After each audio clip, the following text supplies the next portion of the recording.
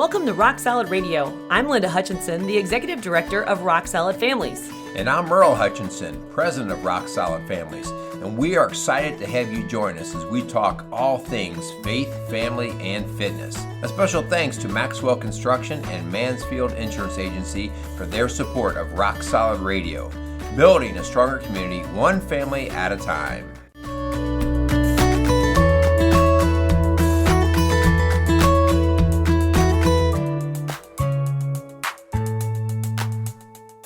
Welcome to Rock Solid Radio. I'm Linda Hutchinson, the Executive Director of Rock Solid Families, and I'm here with the Presidente, Merrill Hutchinson. I saw the motorcade drive in. The Presidente. Yes. How are you, babe? I'm good. Are you loving this sunshine, finally? I am loving this sunshine. More daylight.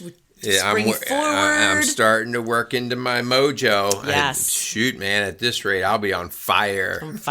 Yes. Good stuff. So, hey, hun, we are continuing our question series that we have started last week. Last week, we tackled some questions that parents had raised about screen time and balancing technology from our Families Rock series. And I think it really, hun, really can hit anybody, not just the people that were in the class. But this week, hun, we're going to be tackling some of the questions from your evening that you had at Families Rock on Who's the Boss. Right, that was Who's the Boss. And so we had our parents write many questions out. Again, just because of trying to be practical, a lot of the questions have a lot of overlap to them, and so not tackling every single question, but some of them grouping together a little bit, some being generalized a little bit, and we're going to try to work through those. While we're saying this, I think it is important for us to, any of you listeners out there, if you ever have questions or concerns, feel free to reach out to us. I'll just go ahead and give you a good contact right now. You can give us a call at 812-576-7625. We'll talk with you on the phone, and then if we feel like maybe it would be helpful for us to get together and actually have a meeting, a session, then we'll schedule it from there. But these questions might prompt a lot of thinking and stir up some issues for you, or hopefully they'll answer some of those for you. Yeah. But before we get into that, hun, I think we need to thank our sponsors. Oh, we better do that. Yes. So we first want to thank Mansfield Insurance Agency. They have built a reputation in business on caring, listening, and protecting their customers. Mansfield Insurance Agency began in 1981 by Jim Mansfield and is dedicated to serving individuals and businesses in Indiana, Ohio, and Kentucky. So if you have any kind of insurance need, call Mansfield Insurance Agency today at 1-800-230-3927. You do that like a pro, Linda. You are so good. All right, well, let's see how well I can do. And so we also want to thank Maxwell Construction. Maxwell Construction was founded in 1988 by the founder, John Maxwell. Since that time, Maxwell Construction has grown and expanded to become among the most recognized commercial construction companies in the tri-state area. What separates Maxwell Construction apart from their competition is that they are a service-oriented company, helping to meet the individual needs of all their customers. So whether it's a school, hospital, restaurant, apartment, or retail center, Maxwell Construction is able to meet your needs. Call Maxwell Construction today at 812-537-2200. Hun, let's talk a little bit about Strong Dads. We're excited about this change that you're going to be creating starting on April 5th or April 18th. 18th will be our actual start. We wanted to start in April, and we just have a lot going on here with some of our trainings and things. So the first Saturday that we're going to be available to actually kick this off is going to be the 18th of April. And what we have always done is we've done our Strong Dads program, which is an 8-week series, and we've done those kind of in various sessions 3 or 4 times a year. And what we have found is kind of guys who just want to continue to see it going on. And so we're going to just allow that to happen. That class will go from 8 o'clock till 9:30, and the first part of that will be a workout, and the second part will be a study with just some fellowship and camaraderie and helping men to be better at the jobs of husbandry and fatherhood. Husbandry? Isn't that a job? I don't know. Is that a word? It is now. It is? Okay, there you go. go. That's cool. I love that. I just love the fact that you guys get together and sweat together, pray together, learn together. It's awesome. And each topic now will be standalone. So if you didn't make a topic, that's okay. We're going to tackle something different each week. So it'll be something that anybody can jump into and really grab what the topic is of that day. So Strong Dad Saturdays begin Saturday, April 18th. At 8 a.m., 8 to 9:30 a.m. And if you are a dad or know one, we would love to have you join us in our office in St. Leon, Indiana. Rock Solid Families. Yeah. Yeah. So let's get into our questions. Yes. Okay? So these were questions following your session on Who's the Boss, where you really talked about the style of parenting that is the most effective, that is really most beneficial for your family. Yeah, and so a lot of our questions come out of this because sometimes parents feel like they're either on the verge of losing control or they just don't feel like the house is running very smoothly. They ever had control. There's a level of chaos that the parent is not comfortable with, and the house just doesn't run as well because of it. So we're going to run through some of these questions. The first question I really want to try to tackle, and again, I think I want to preface some of these questions, or at least my response to these questions, and that we're going to make some general comments, but if we have a child with an illness, a disease, a medical condition, something that sort of takes them out of the regular population in terms of how we want to deal with them, then please just be careful on how we apply what we're going to talk about, okay? So the first question here is, how can parents know whether tantrums are just bad behavior or a disorder of some kind, okay? Oh, okay. That's a tough one. So, again, I want to start this question with this whole idea. I never want to come at any child with the assumption that they have some kind of disorder or mental illness.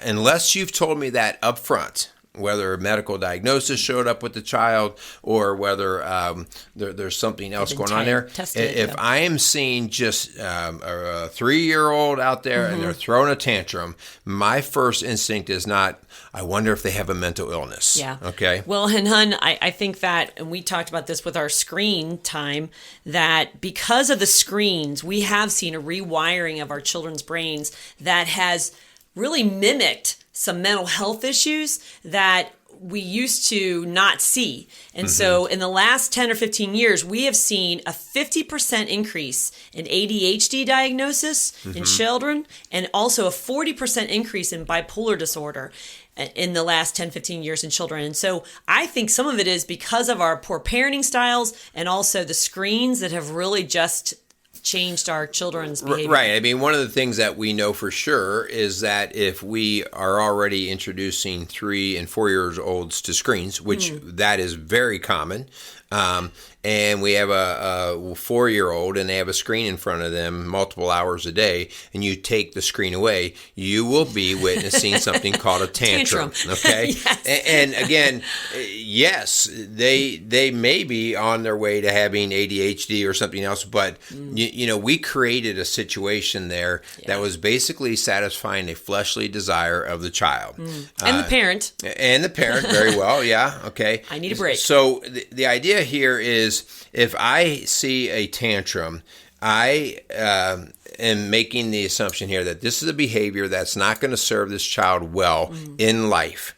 And so if it's not going to serve them well in life, because tantrums don't serve us well in life, okay, they look really then this ugly is something that I'm going to try to train away. Right. I'm going to try to train this out of this child's lifestyle, break the habit, whatever it is, okay? So that's the first assumption. If we see tantrums, if we see this rowdy or just nasty kind of emotional outburst, the idea is, okay, this is not working. We want to see what we can do to train this away, okay? Yeah. So once I understand that, I do not want to do things that are going to reward that behavior, okay? Or basically add to that child wanting that even more. In other words, I'll go back to the screen time, okay? If I'm seeing that taking the screen away is something that triggers it, then I am not using that as a way to create a reward system. Right. If you're good today, I'll give you a screen. No. Yeah. No. Yeah. Okay. Yeah. Because I'm already dealing with this thing that it is the trigger. Yeah. It's Right. a pacifier. Okay. Right. And also, I think that, and I'm not sure if you're going to touch on this down the road, but if we justify and rationalize and minimize and normalize all of these behaviors as okay because they have a diagnosis, or Right. we have to realize that we've got to help our kids succeed by not justifying and rationalizing away what their behavior is. Yeah, I mean, so we always ask the question, whenever I'm working with parents, I always ask the basic question, what do you want them to be like when they're 22, 23, 24 years old? What do you want them to be like? Do you want them to be thrown? You want them to be throwing a tantrum when they're at work one day? And so if you want a certain type of behavior or person at that age, you don't wait till they're 19 or 20 to start it. You actually start right off the bat, okay? Once we do this, then we start to stay the course of not accepting the behavior or putting the behavior in its proper perspective. That's exhausting sometimes. It's very, and so I use the word due diligence. Okay, so these are oftentimes seasons. You're going to go through maybe this season. I'd like to be able to tell you the season's going to last a week. It might last 6 months, a year. 4 years. 4 years. But the due diligence says, listen, we're going to do our part to stay in there and not do anything that would allow that child to think that behavior was okay. Yeah, and honestly, hon, and I'm not kidding about this exhaustion thing. I see so many families and parents that walk in our door that are just worn down. And because they're worn down, they're making bad choices and they're allowing bad habits to continue. Can you just help yourself and your family by surrounding yourself with a support system, people who are going to help hold your arms up when they are too hot, too tired to hold up on their own, and get that support you need now, because it is exhausting and it is isolating. You don't even want to take them out anywhere because they're going to throw a tantrum. Right. And again, that's really important stuff there. Surround yourself with people that believe like you do with parenting, in terms of trying to challenge you to be a better parent, but also being a good resource to get through those tiring times. Yeah. I know a lot of moms, stay-at-home moms especially, who have found some support and encouragement through moms groups. I have spoken to a mom-to-mom group that's in Batesville. They meet twice a month. There's all those around the country, and I think that really helps young moms especially feel like I am not alone. Right. I'm not the only one whose child has a meltdown, and I know I can get through it, so it helps. The last thing I want to say on this is it is important to have other support systems like that, but the biggest support system we can have is everybody in the home knowing how we roll with these things.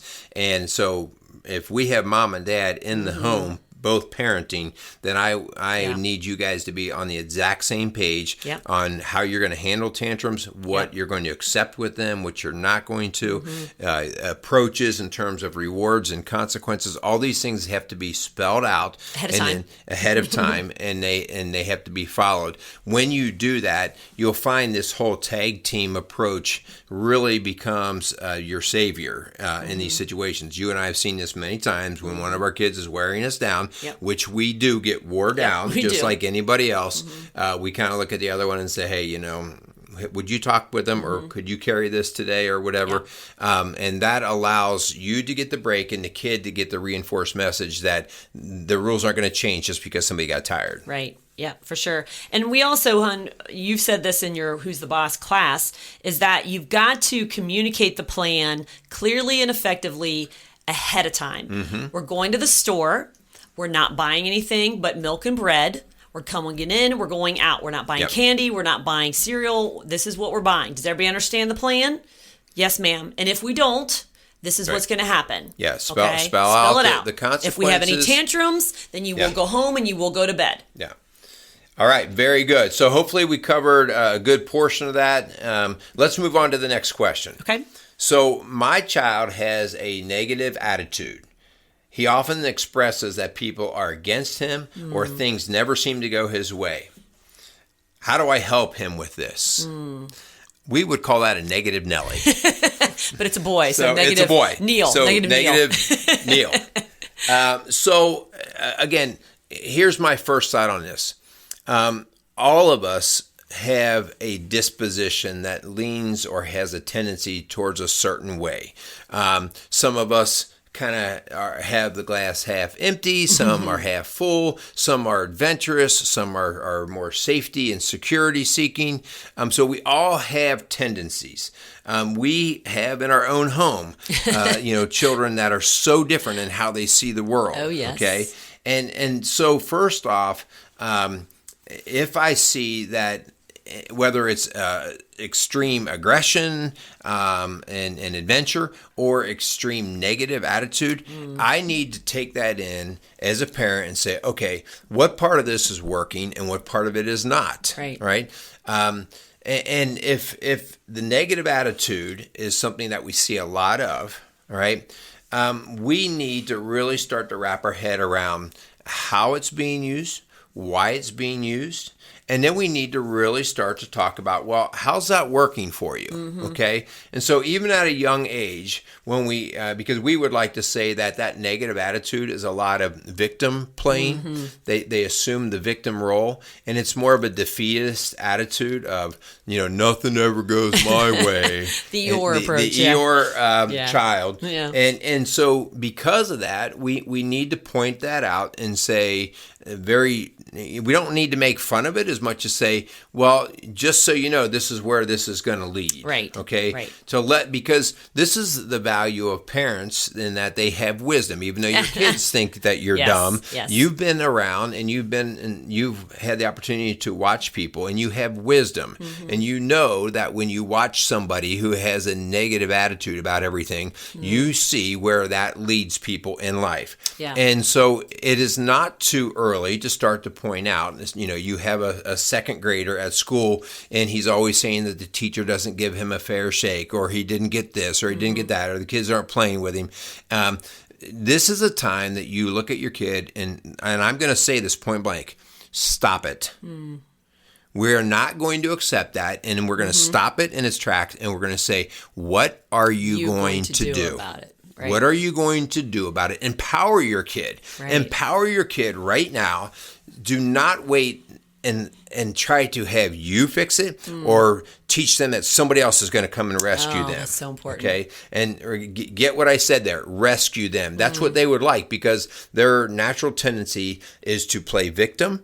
And so they're looking to be rescued. Oh, my goodness. And that puts them at a handicap in everything they do in life. Yeah. And so you're going to call it what it is as a parent, and you're going to say, and we literally say this in our house. In our house, that's not acceptable. Yeah. And hon, you've talked about this so many times when you were in the elementary school and you would have kids coming off the playground and so won't let me use the swing and so was being mean to me. And we have created such a fragile child that they don't know how to handle a crossword.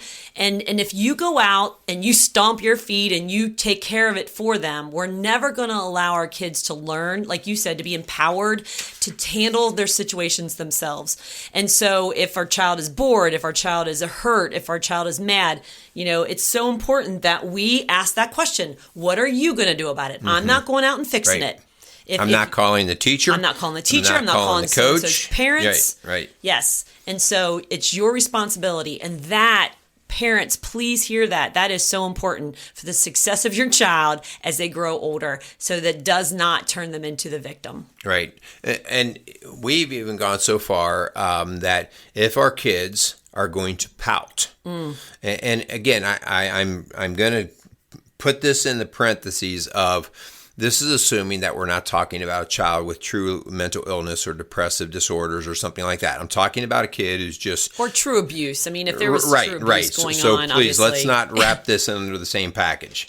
But if our kids are in a pouty, whiny mood, in our home, we say, if you're going to pout or whine, you do that away from the family. Yeah. You're not permitted to come and join us again until you're ready to bring a solution and to come out and join us with a positive attitude. Because really, those are the life suckers, those are the fun suckers, and they want everyone else in the home to be miserable with them. Right. And so this is a parent who wrote this saying, I'm so tired. I'm tired of this fun sucker in our home whose glass is always half empty. And so if you're not happy with their attitude and their attitude's not changing and they're not willing to own it, then you ask them to go in the other room. Then you will stay home when we go here, or we'll get a babysitter when we go there, or you will stay in your room and we're going to go outside and play. If that's going to be your attitude, because we do not want to be around that. Right. We're trying to teach resiliency, right? Some natural sort of toughness to say, I'd have to be a problem solver. Yep.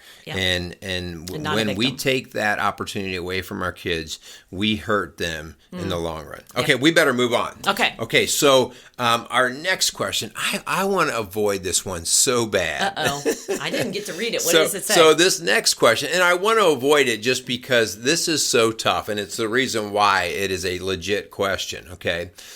This question is, this is a statement that I'll put into a question. I need consequences that work for my kid. Nothing seems to work. Help. And so, it is so easy. I can go to the internet, the bookstore, the library, and I can buy probably no less than 100,000 books on how to parent kids. And they will all come with some methodology of consequences and rewards and all those kinds of things. And I think... not that all of those are bad by any means, but we do have to look at every kid individually because every kid is wired differently, and just, what makes one kid click may not even phase the other. Yeah. So with that being said, this is a little bit of the parent, you need to figure out who your kid is kind of game, okay?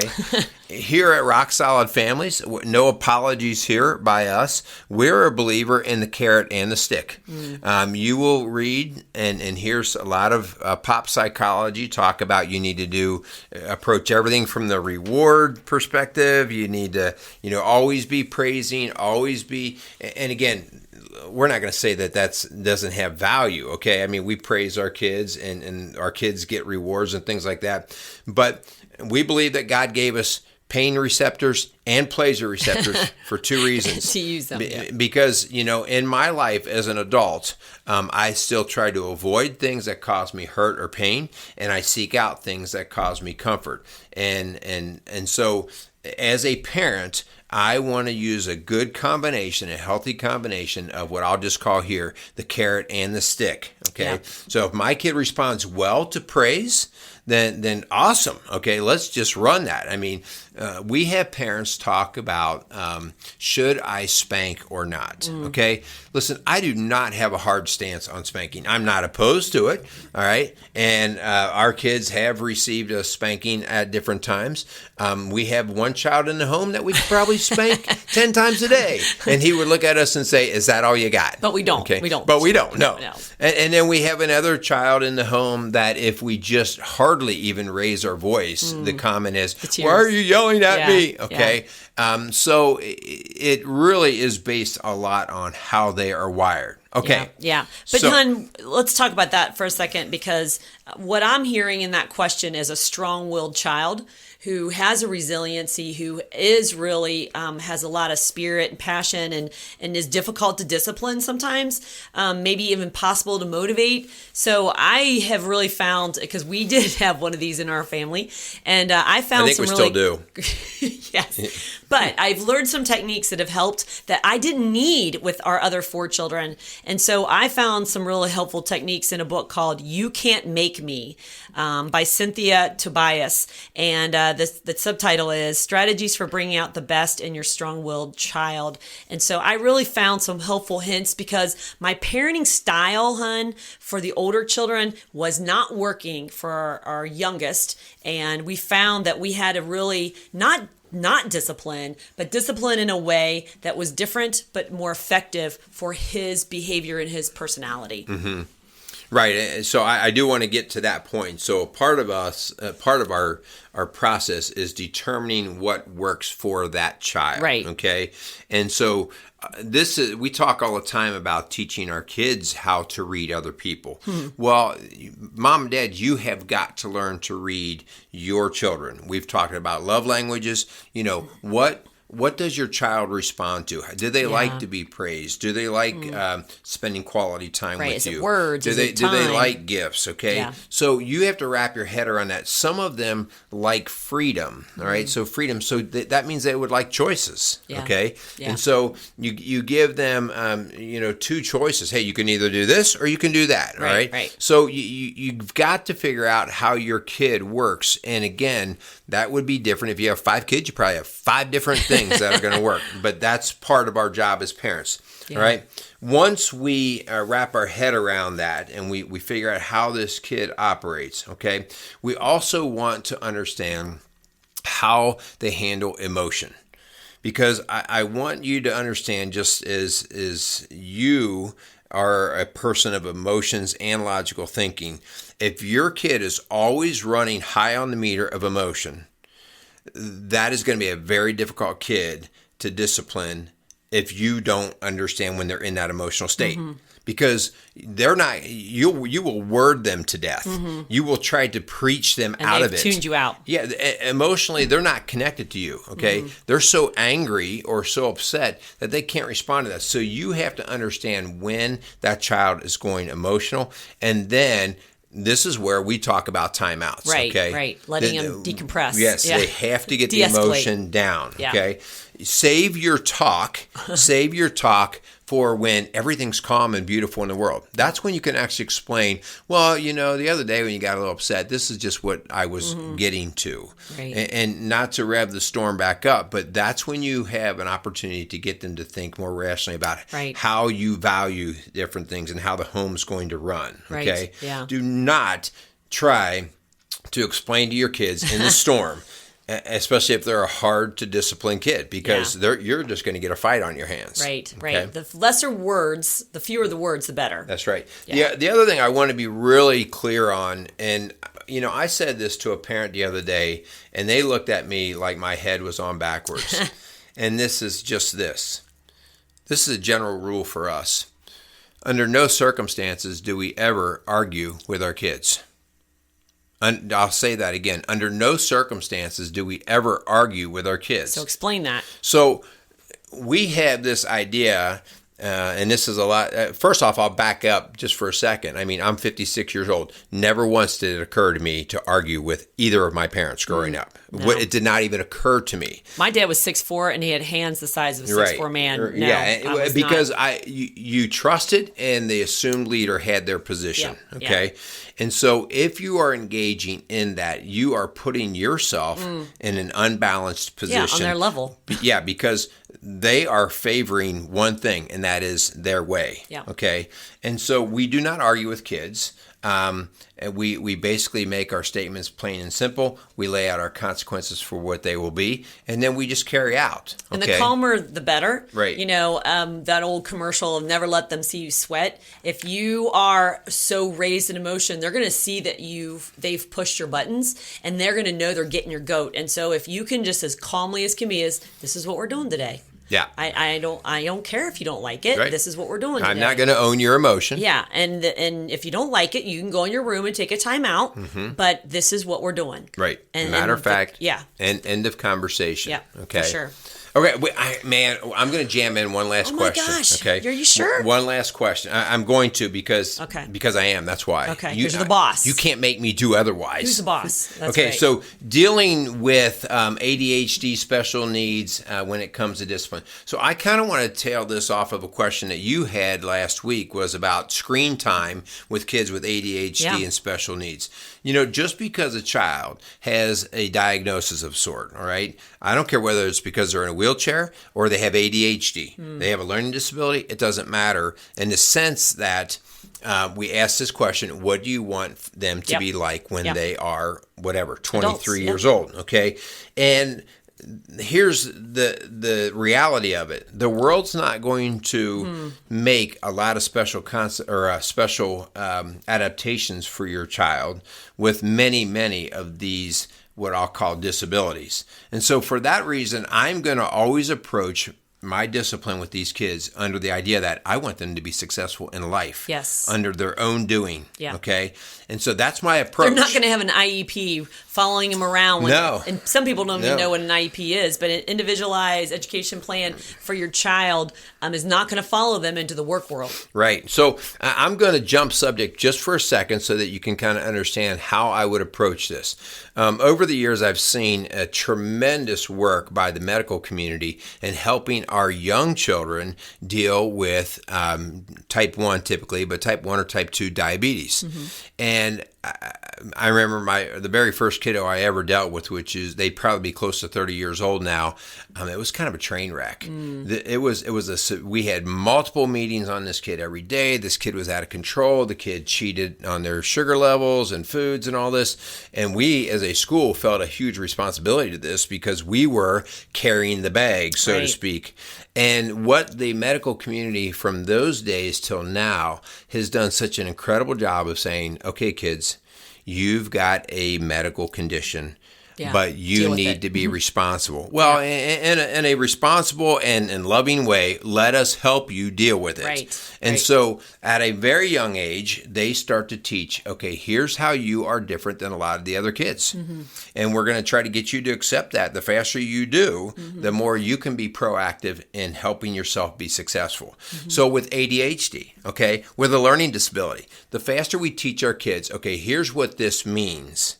Here's how you do better, okay? Whether it's you need your directions in 1 or 2 steps rather than reading an entire paragraph and figure out what to do, okay? In other words, we're empowering our kids. And so when I'm going to discipline them, if it's an ADHD kid, if it's a special needs kid, I'm not going to say, well, they don't respond to anything. No, no, you are going to respond because I want you to be successful in life. Now, what do you need to do so that this does not occur for you? Right. Okay. Right. So this is a huge factor. The bottom line is we do not want this disability to be a disability that ruins or puts them in a box for life. Yeah. So what you're saying, Hun, is that help them find what adaptation needs to happen so that they can be successful and still not be the victim or use that as an excuse why they can't behave or why they can't succeed. Right. Because you're not helping our kids set up for ADHD kid, man, by an ADHD kid, by the time they're in 5th or 6th grade, they need to be masters at making lists. Yeah. Making their own list. What's your homework that you have today? What do you got? And again, that doesn't mean that's going to be easy, but that's empowering to them. Yeah, okay, for sure. All right. So a lot of stuff. Yeah. We got it in, man. We got it all in. So, Hun, as we close, we want to once again thank our sponsors for today's show. A huge thank you to Maxwell Construction and Mansfield Insurance Agency. Please let them know how much you appreciate this programming and the difference it's making in your life and your family's life. We hope you will share it with your family and friends, whether it be on social media or through private texting. But we want to thank you again for listening to Rock Solid Radio, building a stronger community, one family at a time. Have a great day. Thanks for joining us for another episode of Rock Solid Radio. For help or more information about what you've heard on today's show, contact us at rocksolidfamilies.org or call us at 812-576-ROCK. That's 812-576-ROCK. Again, a huge thanks to our sponsors, Maxwell Construction and Mansfield Insurance Agency. If you have questions you'd like answered on our show or you want to chime in on something you heard, go to our Facebook page, Rock Solid Families. We'd love to hear from you. Don't forget to tune in next week for another episode of Rock Solid Radio. I'm Linda Hutchinson, and for my husband Merrill and I, thanks for tuning in to Rock Solid Radio, building a stronger community, one family at a time.